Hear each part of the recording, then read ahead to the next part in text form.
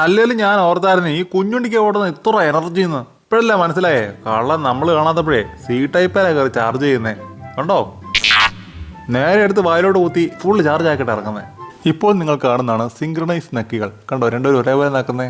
മഞ്ഞക്കുഞ്ഞ് കേട്ടതെന്ന് തോന്നുന്നേ. വേണ്ട, ചാർജ് അങ്ങ് കയറുമ്പോഴത്തേനും പേനയൊക്കെ വാരി ഒരു ഒറ്റയാറാട്ടോ. പിന്നെ ഓർത്താ തോണ്ടിക്കളഞ്ഞ പേന ഉണ്ടായിരുന്ന പ്ലഗിനകത്ത് കുത്തി അത്തേ കടിച്ചു പിടിച്ചാൽ കുറച്ചുകൂടെ ഫാസ്റ്റായിട്ട് ചാർജ് ആയേനെന്ന്. രണ്ടു കൈയും കൊട്ടി പിടിച്ച ആ പേന എടുത്തായിരുന്നെങ്കിലുണ്ടല്ലോ ആ ഭിത്തിയിലൊരു കവിത തന്നെ കുഞ്ഞുണ്ണി കോറിയിട്ടേനെ. അയ്യോ, ഞങ്ങളുടെ ചാർജ് കുറച്ച് കുറഞ്ഞോട്ടോ, ഒന്ന് കുത്തിയിട്ടോട്ടെ. മിക്കവാറും മൂലമറ്റം പവർ ഹൗസിൽ നിന്ന് എനിക്കിപ്പോൾ ഒരു വിളി വരും.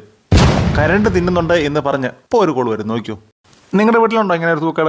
മേശപ്പുറത്ത് ഉരുളുന്ന എന്തെങ്കിലും സാധനം ഇരിപ്പുണ്ടെങ്കിൽ, അല്ലെങ്കിൽ ഉരുളാത്തതാണെന്നുണ്ടെങ്കിലും അത് ഉരുട്ടി താഴെ ഇടുക എന്നുള്ളതാണ് ഈ ഉണ്ടക്കണ്ണന്മാരുടെ ഒരു ഹോബി കേട്ടോ. അതെന്നെ അസുഖമാണെന്ന് എനിക്ക് മനസ്സിലായിട്ടില്ല.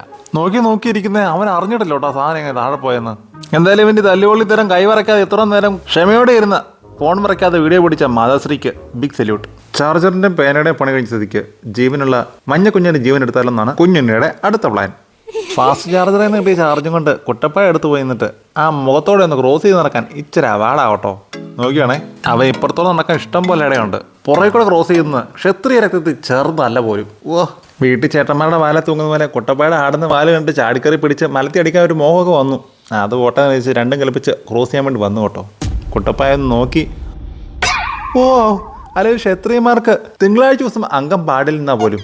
അതുകൊണ്ട് ഇപ്പുറത്തോടെ വളഞ്ഞിങ്ങ് പോകുന്നു കേട്ടോ കുഞ്ഞു ക്ഷത്രിയൻ. ആരോടും പറയല്ലോ ഉമ്മ ആരാന്ന്. നിങ്ങൾക്ക് വല്ലതും കാണാൻ പറ്റുന്നുണ്ടോ ഗൈസ്? അത് കാണൂല. ഇതെവിടെ നിൽക്കുന്ന അറിയോ? പോപ്പരക്കത്താ. കുറച്ച് ഷീറ്റ് പൂത്ത് കിടപ്പുണ്ടായിരുന്നു. എല്ലായിടത്തും കഴുകി നമുക്കങ്ങ് അടുക്കി കൊടുക്കാൻ കേട്ടോ. കുഞ്ഞ് പെരയുണ്ട്, അതിനകത്ത് വേറെ വെട്ടമൊന്നുമില്ല. ഇങ്ങനെ ടോർച്ച് അടിച്ച് വേണം നമുക്ക് അറേഞ്ച് ചെയ്യാൻ. അത് ഇതുപോലെ നിരത്തി ഒരു 10-100 ഷീറ്റ് കൊള്ളുമായിരിക്കും.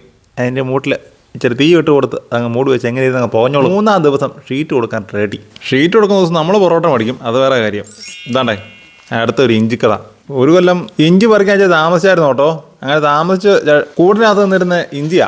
നോക്കിയേ, നട്ട ചാക്കിനകത്ത് അടഞ്ഞങ്ങുണ്ടായി. അതിൻ്റെ വാവട്ടം എന്തോരം ഉണ്ടോ അത്രയും വട്ടത്തിലും ഇഞ്ചിച്ചോടുണ്ടായിട്ടുണ്ട് കേട്ടോ. അപ്പാട് കൃഷിയാ, അത് കാണിച്ചേക്കാം. ഫേമസ് ആയിക്കോട്ടെ പയ്യൻ. ഗസ്റ്റ് ഹൗസിൽ നിന്നും അതിഥികളൊക്കെ ഉണ്ട്. ആളുകൾ മാറി വന്നൊക്കെ പോയൊക്കെ ഇരിക്കുന്നു കേട്ടോ. അതൊക്കെയാണ് ഇവിടുത്തെ സംഭവ വികാസങ്ങൾ. വീണ്ടും കാണാം. അതുവരെ ടാറ്റ.